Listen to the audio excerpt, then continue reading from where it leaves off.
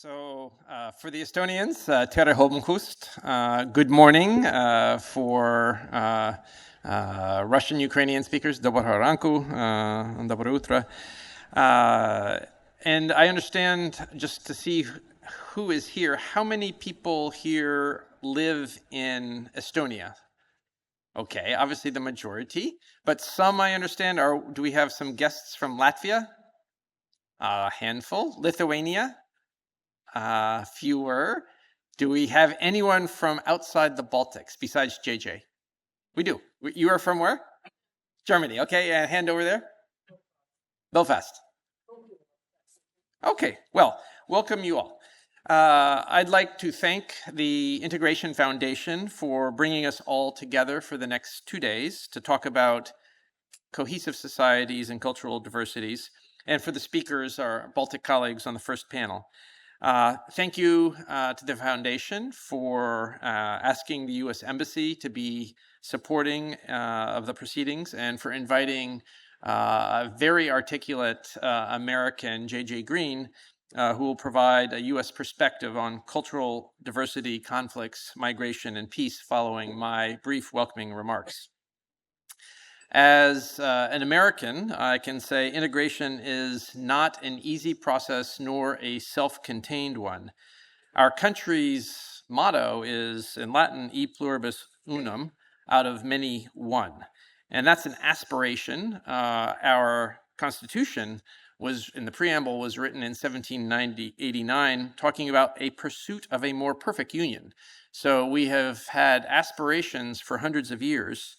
And we're still in the process of forging our society. 400 years of waves of migrants coming to North America in a place where there was obviously a pre-existing, very diverse population already. Those who came to the U.S. initially were seeking religious freedom and economic opportunity. Others came in chains, enslaved, to a continent that was already diverse. My European forebears came primarily from Germany, England, Sweden, and Scotland.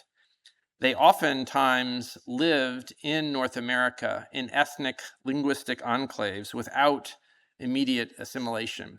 Before I came to Estonia several years ago, I went to the graveyard, which has the first 3 generations of my kind, K-I-N-D, German-speaking ancestors. The gravestones carved in German. It took 150 years and 5 generations in our Civil War for the first Kint to have his name shifted to Kent. Immigration has never stopped in the United States, even if for my family, the last immigrant came from Sweden in 1880. And the source countries, cultures, and languages have also continually shifted. My wife is an immigrant herself of Crimean Tatar heritage, born in exile in Uzbekistan. We joke that we met thanks to Stalin, and partially true. Her mother was born in a gulag. Her father was deported on a cattle car when he was 3 years old.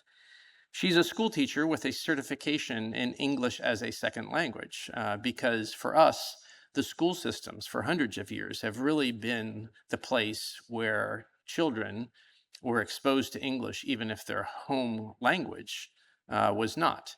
And that is an active issue I know here in Estonia as I travel around and talk to schools, as Estonia is now shifting to at least first, 4th grade kindergarten primary instruction in Estonian, as opposed to Russian or, in the case of one school, Ukrainian. And so I think that issue of how language is a tool and an opportunity has been actively discussed in many of our countries. Perhaps for the last 30 years here in the Baltics, in the United States, we have many different ideas of how best to integrate people and children into our society. And so integration for us has been a continual, if uneven, process, and it will continue to be for the foreseeable future, going back to that promise of our Constitution in 1789, a pursuit of a more perfect union. And I think as you have been discussing today, it's a part of a fundamental aspect of multicultural democracies. And I think that is why our embassy for several decades has been a strong partner in supporting integration efforts here in Estonia. And that is a societal, culture, educational counterpart to our ironclad commitment as an ally to Estonia's security and prosperity. I'd like to shift from those introductory comments as an American in Estonia, of a family that is bilingual and triculture. Our youngest child we adopted in Thailand when we were there, to introduce someone who knows these issues very well. As I said, J.J. Green. He is from WTOP News in Washington, D.C. How many people here have spent any time in Washington? Just, okay, more than I would have suspected. So anyone who has been in Washington knows WTOP. It is an institution, and it's hard sometimes for people who have not spent time in Washington to describe what a cultural phenomenon WTOP is. It is part of the daily routine of everyone who lives in Washington. And it's rare to meet anyone who doesn't pay attention or have WTOP on the background on their commute or in the office. And JJ is WTOP's expert voice on national security issues. And so people in Washington hear him daily. And he reports on international security, intelligence, foreign policy, terrorism, and cyber developments, and provides regular on-air analysis on both radio and TV. He's been embedded with the US military 3 times in wartime zones. He's received numerous accolades, including the Gerald R. Ford Presidential Foundation Award for Distinguished Reporting on National Defense and an Edgar R. Murrow Award. He's no stranger to Estonia. He was working the Leonard Meri Conference this past May and has visited Estonia other times as well. So I would ask all of you to please join me in welcoming J.J. Green back to Tallinn and to this conference. And I am very much looking forward to hearing his comments and thoughts with Neeme Raud.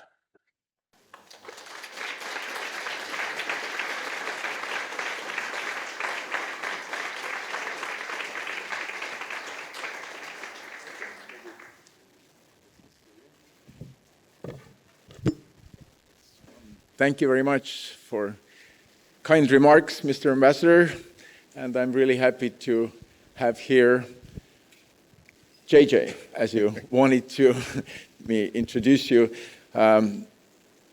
Such a distinguished journalist from Washington, D.C. And what is interesting that at one point we worked in the same organization, Voice of America, at one time. So probably we met at this Cohen building corridors, which were endless.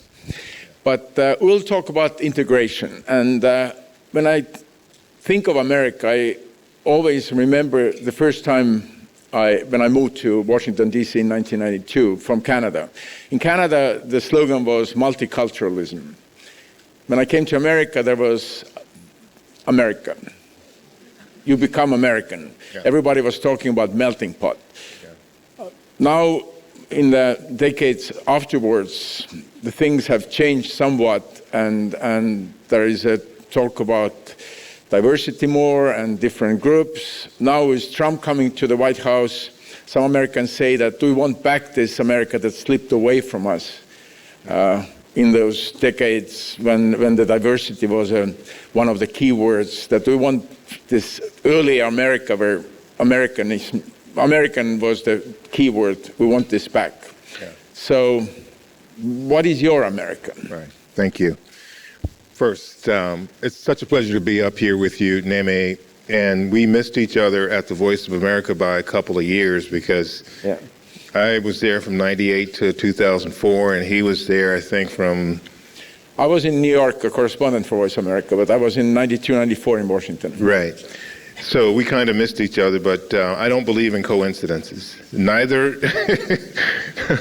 But I also want to first thank you, Ambassador, for that great introduction. You are very kind. Those are very generous words, and WTOP is an institution, and I'm just privileged to be a part of that organization, and even more privileged to spend time in Estonia, certainly with you on a couple of occasions while here, and all of the great people of the region. To answer your question, Neeme, yeah, the U.S. right now. The U.S., based on me, just as a journalist and as a person who has been blessed to be a witness to history, is right now in the midst of a change. And that change for a lot of people represents a crisis. For other people, it represents a course correction. But regardless of how people look at it, one thing I can say for sure right now that's going on inside the U.S. is a sigh of relief, because I do know, talking to intelligence officials in the days leading up to the election, there was widespread belief that there would simply be a close election, hotly contested, that we may not know the answer to the winner for days or weeks, and there was this thought that there might be violence, which was driven in part by disinformation on a massive scale. The director of CISA, the Cybersecurity and Infrastructure Security Agency, Jen Easterly, told me in an interview, America is being fire-hosed by disinformation. So the fact that we don't have people in the streets fighting each other is an amazing thing, and I have to give credit to my friend Eva Ekpayuste in the audience, who reminded me of that yesterday. But it is absolutely true. Things are going to be difficult for a while for both whoever your candidate was in the U.S. But one thing I can say for sure, the U.S., as the ambassador mentioned, is still a work in progress. And democracy is a messy business. It's always been and it always will be, whether there's diversity, social cohesion, polarization, regardless of the state of those elements. The United States, as with every other country that has a strong foundation, will make it. The question is, when we get there, what will we have when we get there? And that's just the question nobody can answer. We just have to hang on for the ride. But I'm sure that you've seen, of course, as an African American, different Americas in different times. Yes. Is there now this feeling that now we can turn back the clock, as I said, for some earlier times when diversity and those issues were not that important? Everybody was talking about being American first, not from some kind of group, some kind of minority. You can turn the clock back, but it doesn't change the time. Sorry. And there's no other way to put it. You can turn the hands back, but it's still the time that it is. And you can live in that process, you can live in that venue of turning back clocks and removing and going backwards, but that facade always just kind of disappears like mist in the sunshine. Yeah, there are going to be moments, and there always have been moments where people have tried, as Dr. Simdina mentioned, there have always been challenges to diversity throughout time. But as an African American, and that is, I guess, the only one here today, and that is, to me, a great responsibility, but also a great sign of progress, that continuing to forge ahead with the ideals of democracy, and diversity, and equity and inclusion is not going to be an easy thing. It's never been easy. It never will be, because there are always going to be those that don't want it, regardless of whether you're talking about a racial or ethnic minority or a person, as Agnes said, a woman with a child or a woman with a degree. There are going to be these challenges. Again, America is at a critical moment. And, America's adversaries that don't want America to move forward are probably rejoicing. But the problem with this whole deal is, as I mentioned at the beginning of this set of remarks, is that you can continue to push against what's inevitable, but it's always going to win out. Dr. Martin Luther King Jr. said,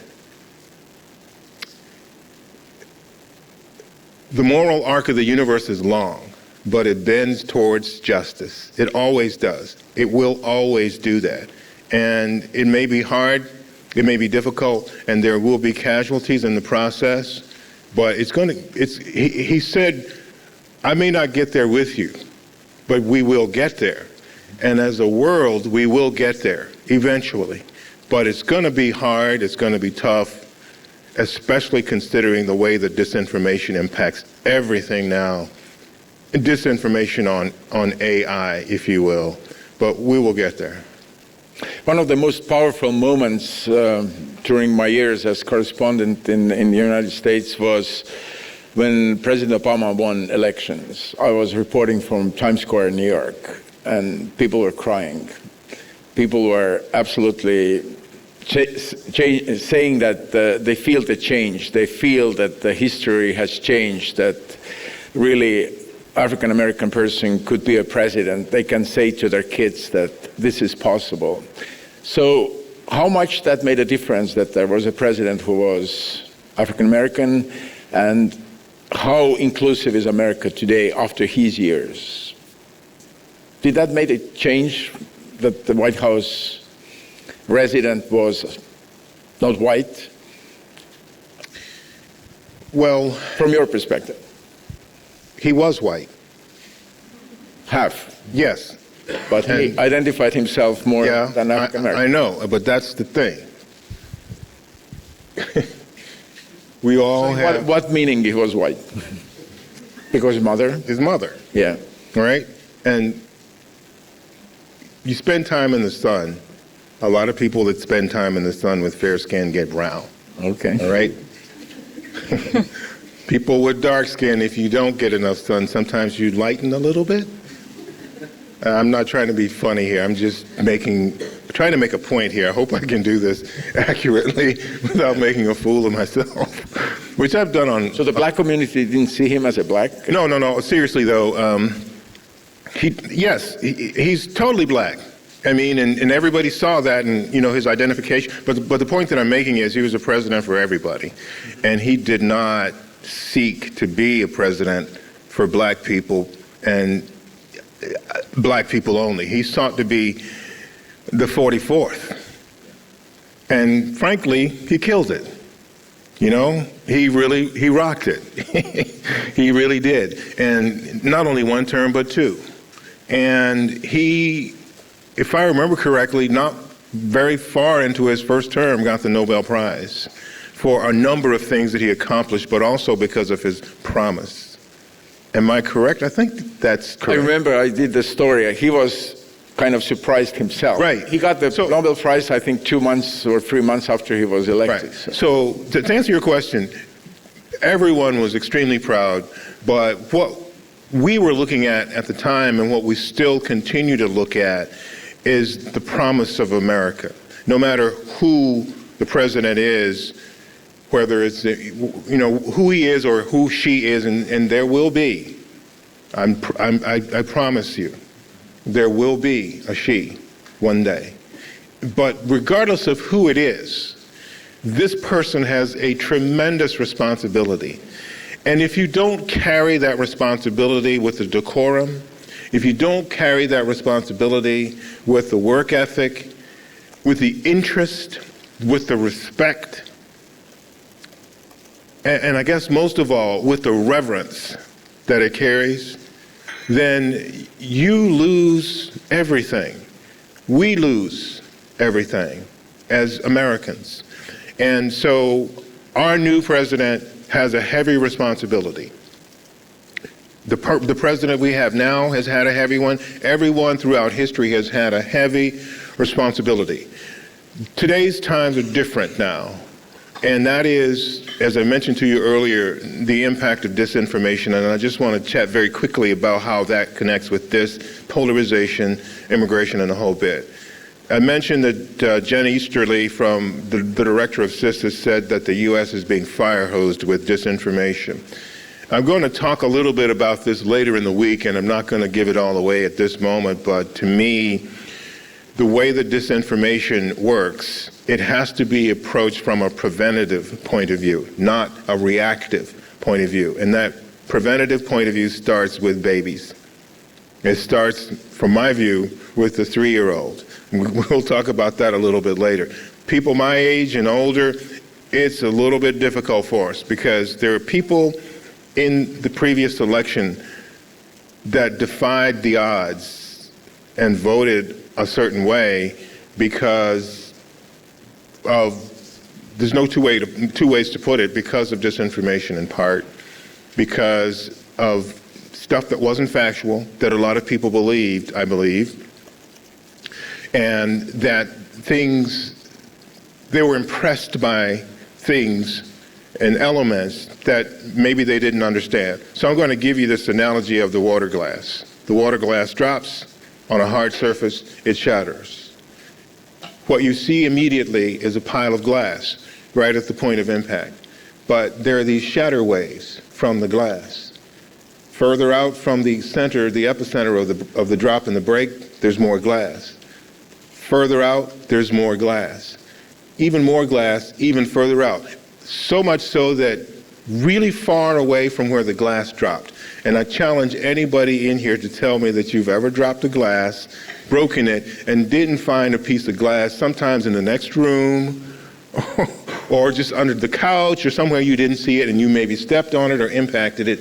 That is exactly how disinformation works.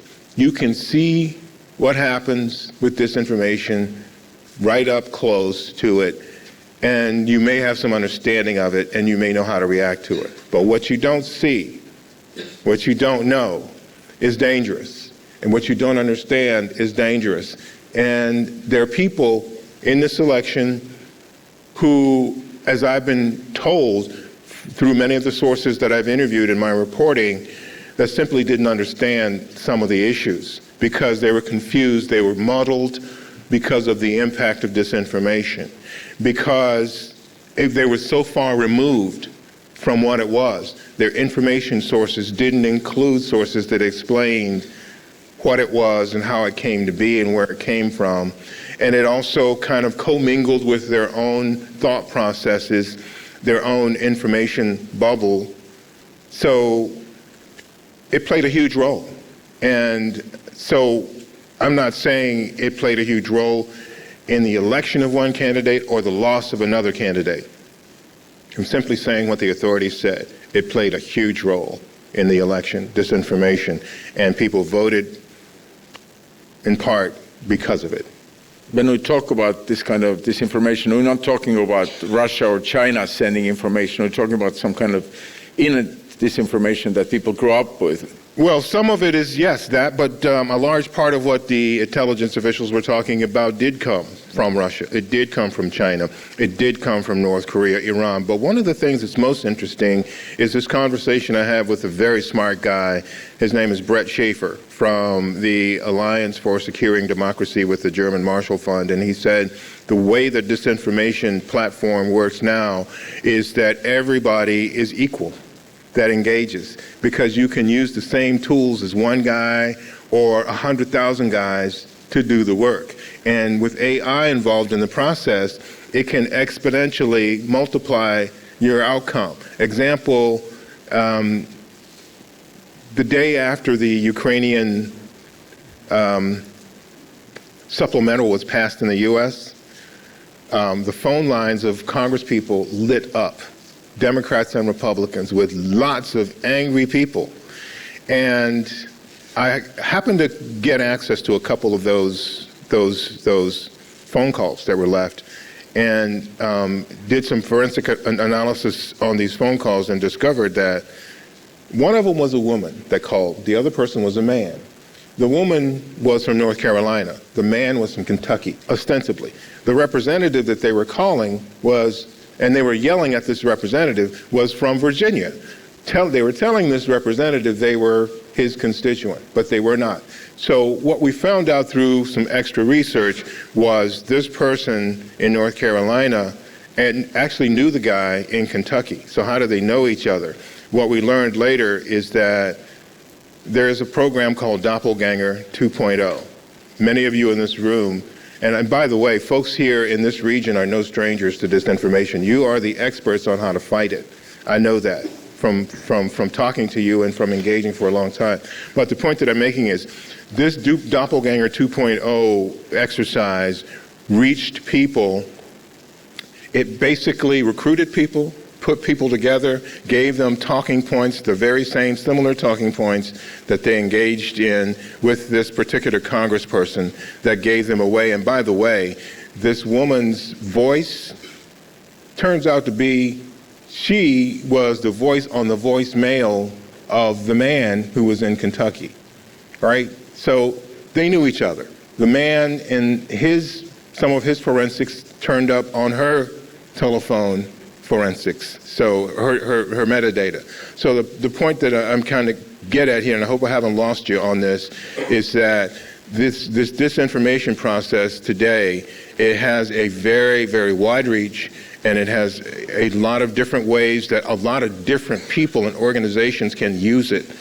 So it's not just Russia, China, or the big nation state players. It could be anybody. We still don't know, and we may not know, how that little doppelganger or how that little disinformation operation that impacted the U.S. Congress, where it came from, who was behind it. The U.S. intelligence may know, but they'll never maybe tell us those kinds of details. But point is, with disinformation, it's just so pernicious and pervasive. It's just really difficult to deal with. So that's why I think prevention is the way, maybe, of the future to deal with it, to stop it before it starts, because reacting is just too difficult. Jen Easterly said, we can't play whack-a-mole with disinformation because there's just too much of it. How much this disinformation targets specifically ethnicity, kind of spreads hatred, coming back to the conference topic, diversity? In 2016, I can recall people fighting before the election. I can recall whites and blacks getting into confrontations and altercations, Latinos and blacks. Really fighting on the streets? Physical altercations. Okay. Yeah. In part because of this phenomenon that people really didn't understand at the time. They didn't know that there was a force that was out there.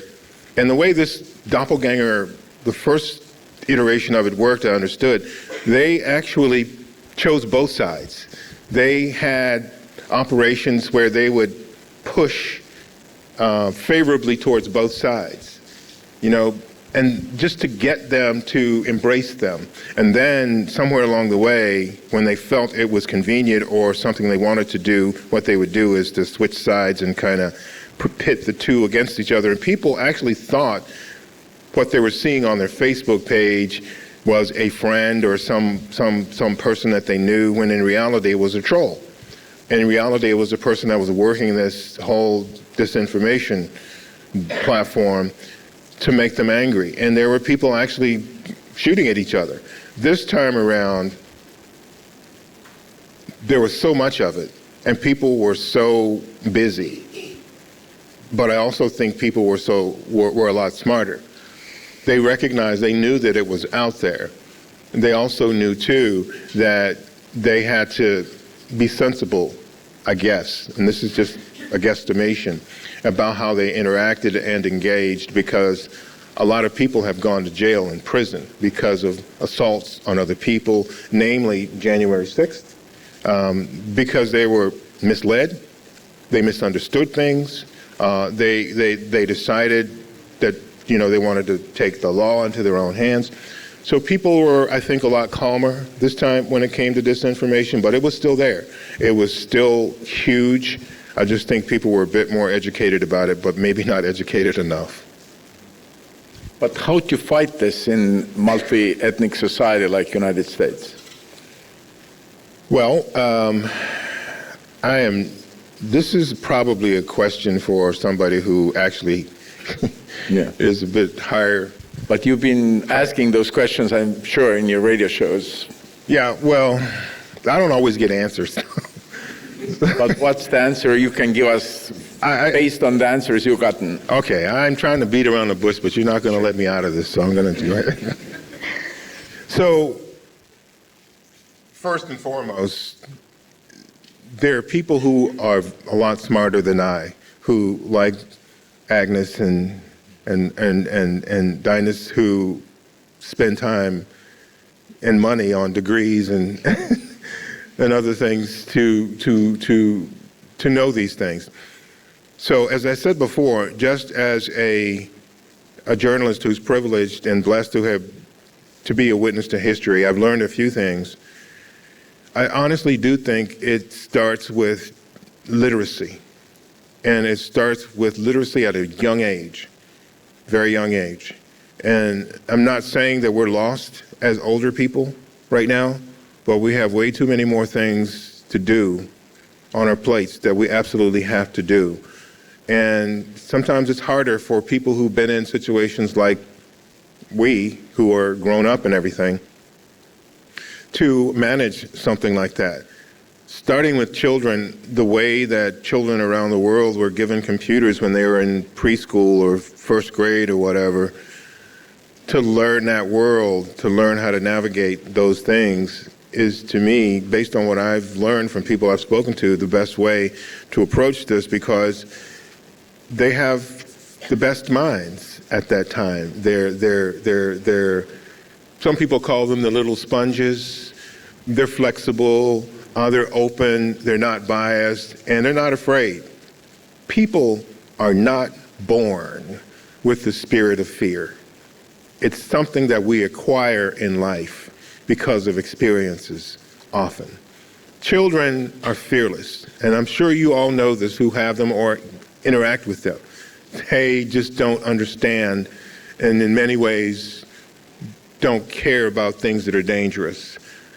But my point about starting young, teaching young children about this phenomenon gives them the opportunity, with your guidance, of course, to navigate what it is that they're facing.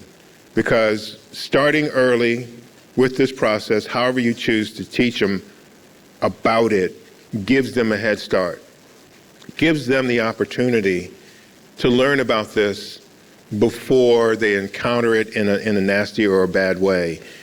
And for everyone else, it's still possible for us to continue to learn and continue to grow from this. And I just say this to be honest with you about it, there will be casualties from disinformation amongst all of us. We're just in this now. It's just, there's no way out of it.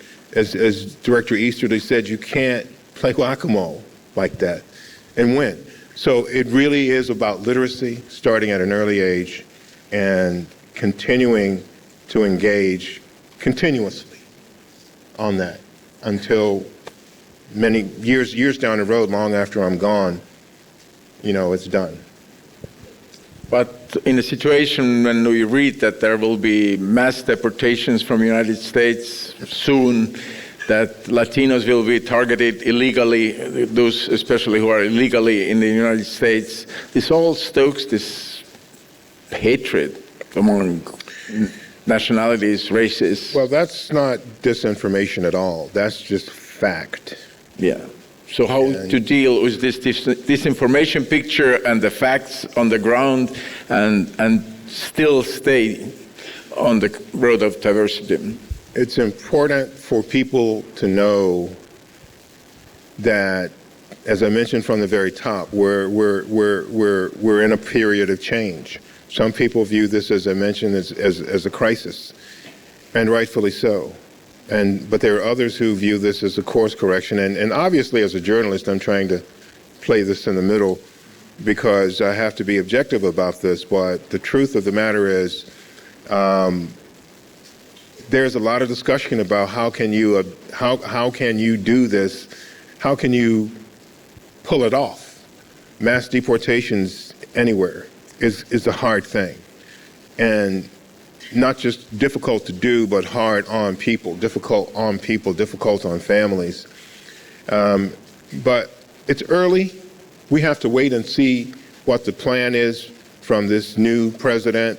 And we also have to see what happens as a result of what we learn from this plan and from these people that would be tasked to do something like this. But I can honestly tell you that from everything that I've heard from people I talk to and the people that I've actually sought counsel from on this, it's a moment in history that will likely color the view of the United States for many decades, if that is something that indeed takes place. So that's a wise thing to wait what happens. But I just came back from Brussels. Estonia is getting an absolutely outsized role in the European Union. Estonian former Prime Minister will be the head of the Foreign Service for the European Union. And of course, the question is how to deal with the United States now in this new reality. That's the big question in Brussels now. On every level they're asking about trade war, they're talking about security, defense. So from your perspective as a correspondent who covers national security, how should Europeans deal with this new America? Is that pragmatism that is needed now from both sides, or what's your wise words on that? Well, I don't know about wise, but Observations. I got a few. It's not a new America. It's the same one that's been there, and it's not going anywhere. And we have elections in the United States every 2 years on some levels, and 4 years on other levels, and 6 years on other levels, and nobody gets to stay forever. One of the things that Jonathan Vseviov, who's a very wise guy, and I think most of the folks in this room know who he is, he says, all wars end. And something my father, who Jesse James Green Sr. always said, is that you're not here to stay. You're here for a minute. What you do during that minute will last a lifetime, not just yours, but the lifetimes of all the people behind you. So there is this pressure on everyone at this moment to recognize, in dealing with the United States, that this too shall pass, whether you see it as good or bad, whether you view the person that is taking office as a good person or otherwise. The whole objective is this.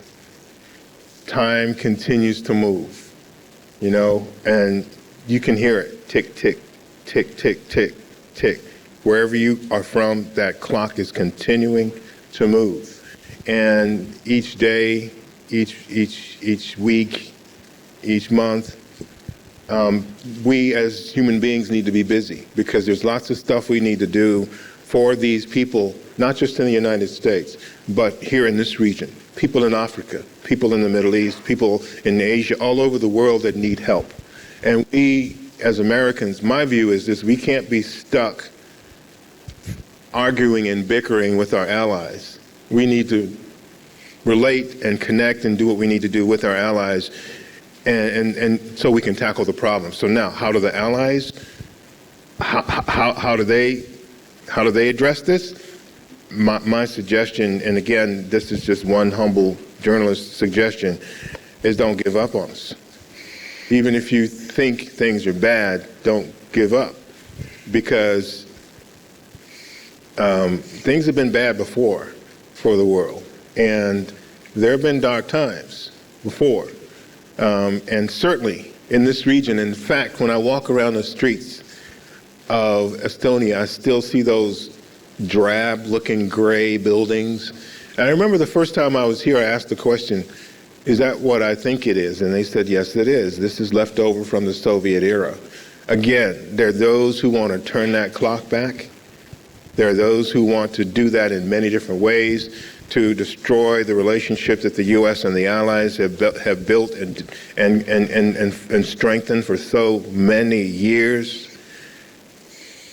But they won't be successful, because once you've tasted freedom, once you've tasted liberty, once you've tasted justice, once you've tasted your own power, and as a group or as an individual, there is simply no going back to being relegated to sitting in a corner and just being told you can't do that and you are not free. So that's my suggestion to I know they're not, they have plenty of smarter people that they can listen to, but just don't give up on us, okay? Because the question I got from in Brussels is that the United States was always the country we were looking, for example, on many issues, human rights, and now when it all's changing or somewhat changing, we're confused where to look. Don't be confused. And this is something that I tell people all the time, because just think of it this way. Ambassador Kent said, we're still a work in progress. I actually sent out a tweet, so I should know better what it is that he said. But the point that I'm making is it's not over. There's a lot more to do, to happen. And give us something optimistic to the end. Because I don't want to end with the words, it's not over. I already did, man. Okay, so Alexander Pope, my friend from the BBC, said, men must be taught as if you've taught them not, and things unknown presented as things forgot. That is the way in which we move forward. We can't yell at people and scream at people because they disagree with us. We can't get downtrodden, and we can't give up when the night is dark, because we know the night has to end at some point. This night will end, and the next day will come. And even when things are good, you must understand that there's going to be troubles and trials and problems along the way. But there will always be a new day, a new opportunity, and new questions, new challenges, and there will always be more of you to tackle all of those things. So that, I hope, is enough optimism for you today, because that's all I got, man. Thank you so much. Thank you very much for this Thank conversation. you.